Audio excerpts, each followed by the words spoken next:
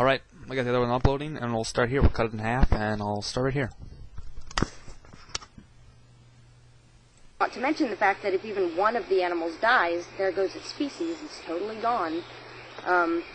Also, the fact that two of a species are not ever going to rebuild the population, and we know this because we're seeing it with endangered species that we have a very limited number of individuals, sometimes like 100 individuals, and even with 100 individuals, the genetic variability isn't high enough to continue the species with all the problems that inbreeding brings. So how in the hell are you going to have two of a species propagate forward until it can be at a level that would be sufficient?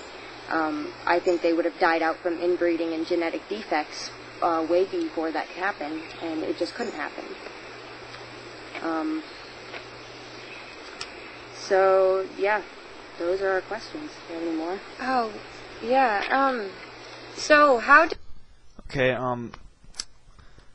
approximately, I can't give you any numbers here, approximately the pre-flood of the world is probably only 1,000 years, probably. So it means the genes of animals were pretty pure.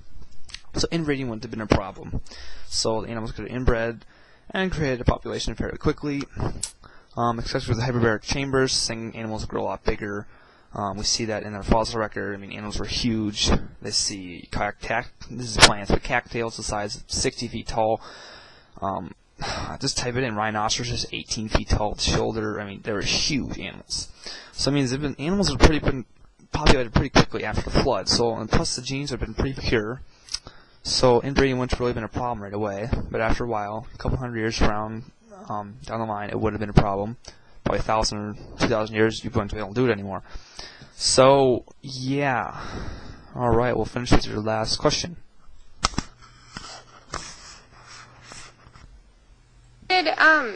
When the Ark finally came to rest, and all the animals, do they just like disperse into their own continents? I mean, correctly? Yeah, that was a really big question. Yeah, well, it's just the same as the question of how'd they get them all from all the other continents. How'd they go up to Antarctica and get polar bears and sea seals and all the different things that we have, all these different species. Not just the problem of how are we going to fit them into a boat, but how in the hell are you going to redistribute them in their correct locations, rebuild their ecosystems over the course of, 4,000 years? It's just not possible. So anybody who wants to answer any of these questions, feel free. Any of them. Even one of them. We'd just like some of them answered, because this is a real... This seems to me to be a real stumbling block if you're trying to get someone to believe the Bible to be literal. It's like, read the Bible. Read the story. It really doesn't make any sense.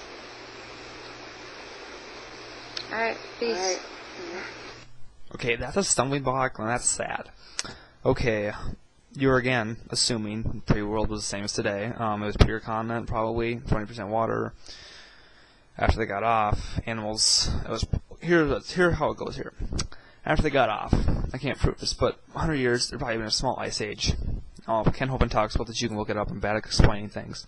So that means certain oceans would be frozen, so they could cross the oceans to certain continents. So that means the kangaroos would be able to get to Australia, all sorts of continents, and they would adapt to them. They would, they wouldn't get certain body parts or evolve to the certain specifications. They just go to the places that they liked, and they would live there. That's kind of a common sense question. I guess if you girls have obviously never studied evolution, it's creation. I'll tell you what, if you have any questions on creation, why don't you just message me or something? Because, the last one was a pretty good question, but you're assuming that it was exactly the same as it is today before the flood, and it wasn't. So I'm gonna leave it there. Those really weren't hard, and if you're trying to make them hard, you did a bad job. But I'm not trying to be harsh here. I'm just trying to say, if you're gonna study something like creation, study it. Just don't read a liberal blog or an atheist blog, please. Alright.